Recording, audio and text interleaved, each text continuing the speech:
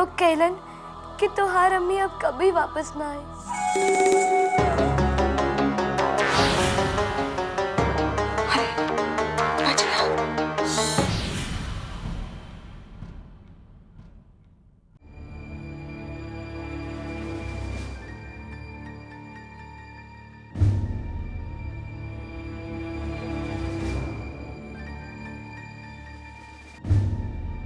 का बात भइल? रोआ परेशान दिखत है। का बात भइल? वो आज हम बाबूजी के दवाई लेवे खातिर अस्पताल गए रहनी डॉक्टर के पास। तो का दवाई नहीं मिलल? नहीं, दवाई तो मिलल, लेकिन हम जैसे ही अस्पताल में घुसत रहनी देखली कि जीजू खुशबू के लेके बाहर निकलत रहलन।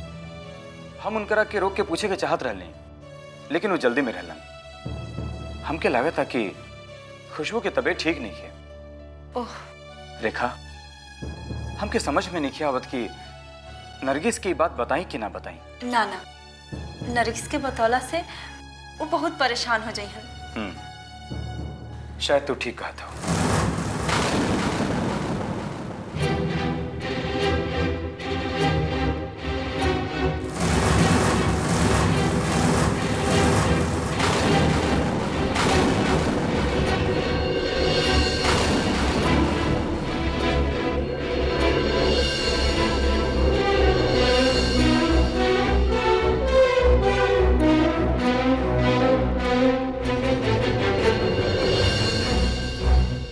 गोपनवा तो हमके खियाई दे रानी, तन के चूना तो पनवा में छुआई दे। पान खा ले लो, जवानी चमका ले लो। वो जी जी बंद कर। ये कहा रे? साफ कर। हाँ। अरे यूं बढ़िया से। हाँ, बात कर। अब चमक गल हमार कार। आपका कार? हमार ना तका तहार कार का हैं? अच्छा एक बात बताओ, हम के हैं? आप खुशबू के मामा हैं। खुशबू के हो? मालिक के बेटी है। अब मालिक के हो? अरमान बाबू। हाँ, अरमान बाबू। एक मतलब ये भइल कि कार अरमान के भइल। हाँ हाँ, और जब अरमान के भइल तो खुशबू के भी भइल भाई। हाँ, और जब खुशबू के भइल तो अगर मामा के भी भइल कि ना? हाँ हाँ भाई। ये कहिले तो समझदारी वाली बात। हाँ, तो चाबी निकाल। हाँ? अरे चाबी निकाल। हाँ दे, मुझा चौड़ा का बरकत दे। हाँ, अरे हम हैं खुशबू के मामा, और अब देख मामा के कारनामा।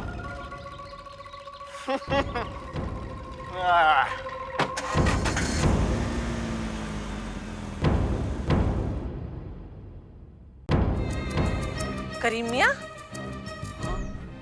तू हिया? गाड़ी के ले गई? वो खुशबू के मामा ले गए। तू खुशबू के मामा के चाबी काहे देला? हम ना देले मालकिन, वो हमरा के बाती में उलझा के हमरे हाथ से चाबी ले गए। कहत रहलन कि ई गाड़ी खुशबू कहा तो हमार भी हो। और तू चाबी दे देला? हाँ दे देले। भियान के हुआ के कही कि हम खुशबू के ताया हैं, काका हैं, तो तू उनके भी चाबी दे देबा? नहीं मालकिन, गलती हो गई मालकिन। हम आइंदा ऐसा गलती न करब। हम केहू के चाबी न देब।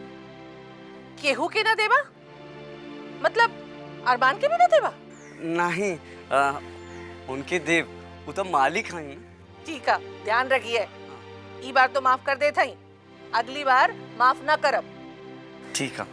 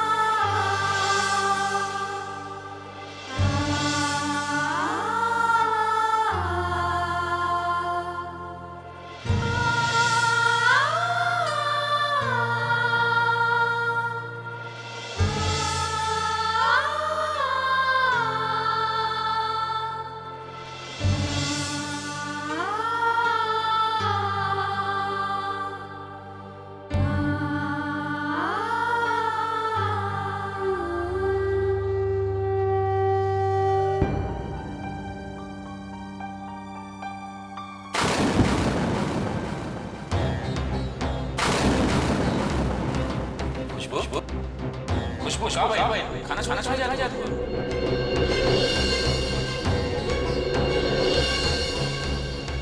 अब आप चाहे तो जहर भी खा ले, पर इनके हाथ का बना हुआ खाना ना खाए।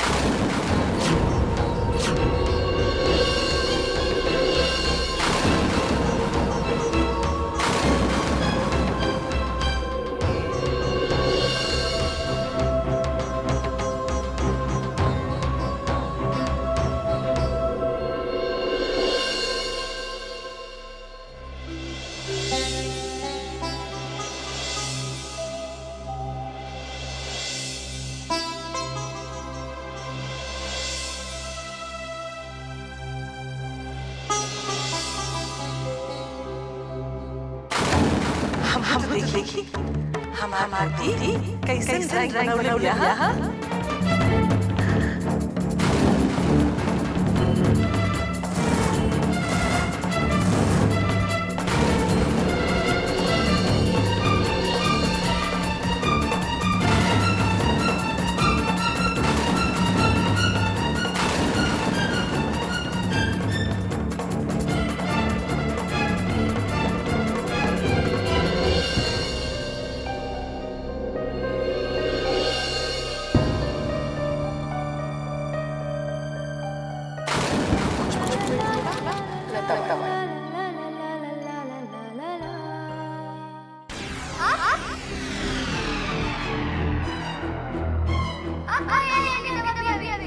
जरूर इनमें भी जहर है। खीर में जहर क्या के एक बार तो हमारे कोशिश कर चुका हो, और अब फिर आप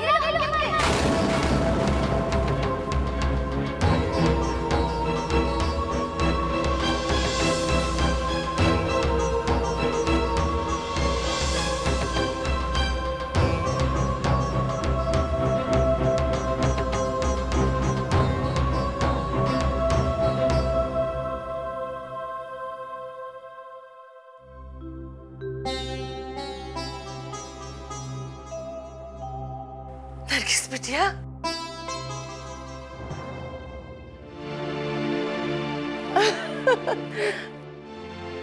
हमके मालूम रहे हमार बिटिया अपन अम्मी से दूर ना रह सकेले। अल्लाह तारा लाख लाख शुक्र है, तू हमार बिटिया की ये घर के सितारा के वापस भेज देले। हम यह घड़ी खाए बेटा। देखा था तो ये दिन में का हाल बना लेलू अपन। चेहरा तो एकदम उतर गई ला। का कुछ खात पियत ना रहलू? ऐसा कोनो बात नहीं के अम्मी। कहा ऐसा बात नहीं है। बैठा, हम तोरे खाए खातिर कुछ बना के लावत हैं। अम्मी आप परेशान ना होए, हम तो बस ऐसे। कहा परेशान मत होगी, हम जरूर होगी। हम अभी आवत हैं। अम्मी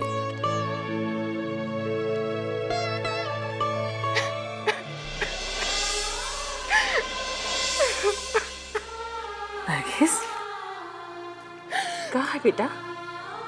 तू रोवत काहे हो? अम्मी आप हमसे इतना मोहब्बत करेली और हम आपके कौनो सुख ना दे पाऊली।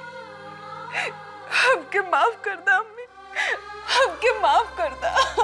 पगली, का माफी मांगत हो? अच्छा छोड़ा, ये बतावा वहाँ घर में सब ठीक ठाक था? अम्मी खुशबू कैसन है? हम सुनले रहनी कि उनके साथ अस्पताल गई रहा। अच्छा तो ये बात है, यही खातिर तू भाग के आयल है ओकरा देखे खातिर? हाँ अम्मी। बिटिया खुशबू एकदम ठीक बिया। वो अस्पताल गई रहे रूटीन चेकअप के खातिर, और कुछ नहीं। अच्छा तू बैठा, हम तोरे मन पसंद के कुछ बना के लावत हैं। पर अम्मी कुछ परवार नहीं, जो कह दी नहीं सो कह दी नहीं। Order order order. बैठा।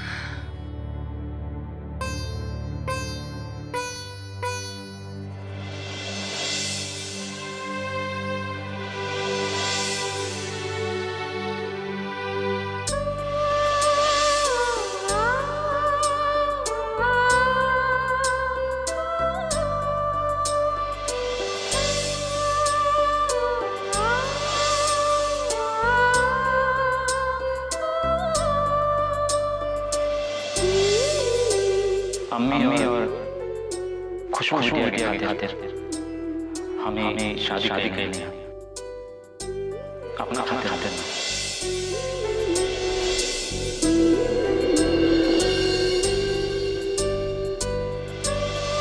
मम्मी के बहुत खुशबू बिटिया का एक माँ का जरूरत है।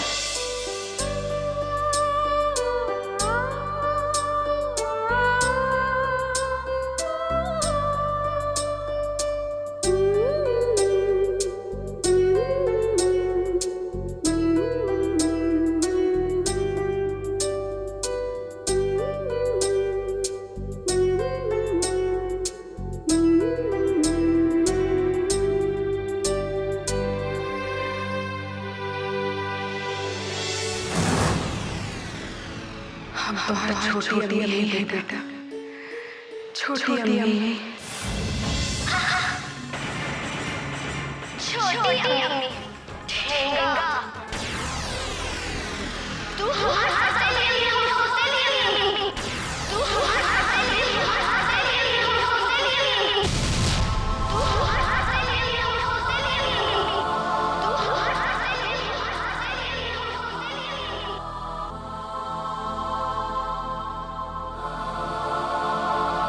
अम्मी, लोग कहलन कि तोहार अम्मी अब कभी वापस ना आए, पर हम कहा थे कि वापस तो ऊ लोग आवेलन जो यहाँ से जानन,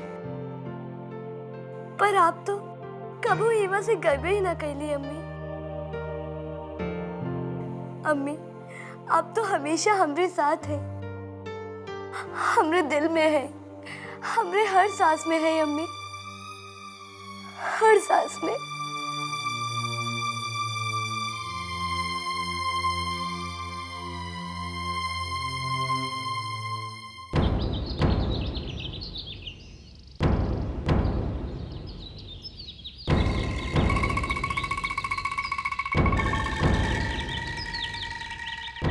देख ले लो तब सोचत का हुआ मर रहा गदहा के सवारी करे वाला आज घोड़ा पे चढ़ के आयल हो का चक्कर है मियाँ कनो लाटे लग गल का हो। अरे लॉटरी नहीं, ये हमरे लोमड़ी ऐसन दिमाग के करामा था। बोला कैसन बा गाड़ी? एकदम तोहरे के नाई चकाचक। कहाँ से लाए गाड़ी हो? आइल ना लाइनी हाँ अपने दिमाग के साथिदाना चाल चल के। एकरा मतलब भी चोरी का माल बा? अरे चोरी के नाम मतलब चोरी होगे वाला माल है। और सुना ये चोरी होगे वाला माल के बिकवाइबा तू।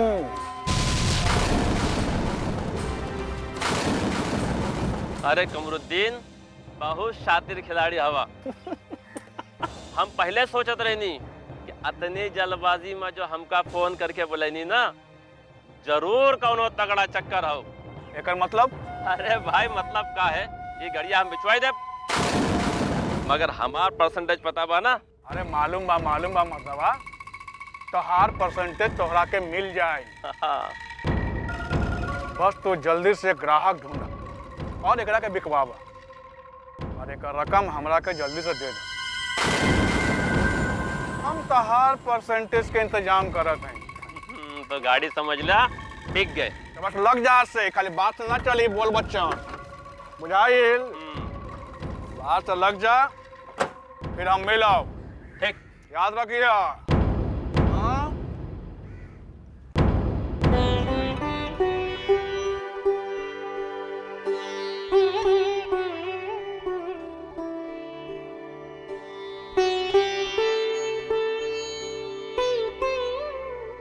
माँ जी नरगिस नहीं दिखाई देत। चल गई। गए कहवा?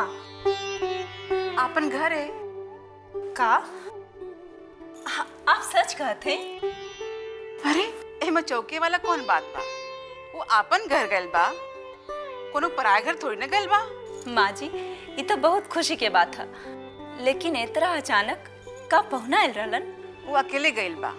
माँ जी ये तो बहुत खुशी की बात है, लेकिन हमरा कहे का मतलब है कि उनका कहीं ओइजा कोनो तकलीफ वो आपन घर गइल ह और हर औरत खातिर ओकर आपन घर स्वर्ग से सुंदर होला। और आपन घर जाए खातिर केहू के इजाजत के लेवे जरूरत ना पड़ेला। आप ठीक कहत हैं, लेकिन ओइजा उनकरा के कोनो तकलीफ ना होखे जैसे उनकर दिल पर कोनो चोट पहुँचे। नाही रे, भगवान सब ठीक कर दिए। हम जानेला तू ओकर बहुत चिंता करेलू, तू चिंता जिन करा। उ गइल ह आपन सामान लेवे खातिर, जल्दी ही चल आई।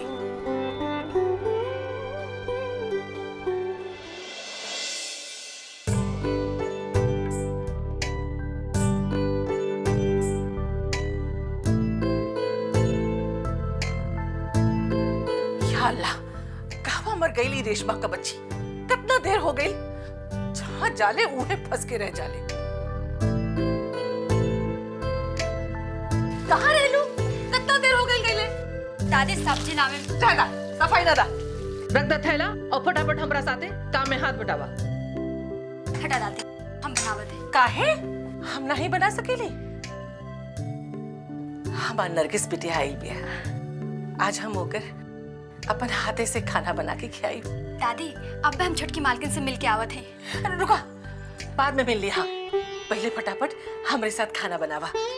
हमार नरगिस बिटिया भुखाइल हुई। ठीक बा। चला चला। वो कहाँ है? इला।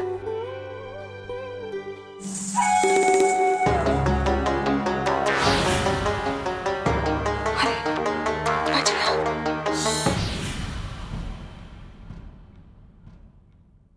आज अल्लाह ताला तोरा के मौका देले हवे कि तू एक खानदान के खातिर कुर्बानी दे द।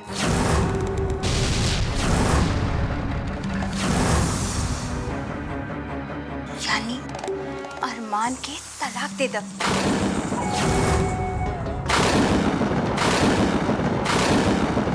जरा नरगिस बिटिया से बात करावा। नरगिस, लेकिन अम्मी जी वो तो आप ही के यहाँ गए हैं। आयल तो रहल, लेकिन वो वापस चल गई। वो तो अभी नहीं है ना पहुँचली। हुआ ना गई तो कहाँ गई? आंटी बहुत अच्छी है, एकदम हमरे अम्मी के जैसन।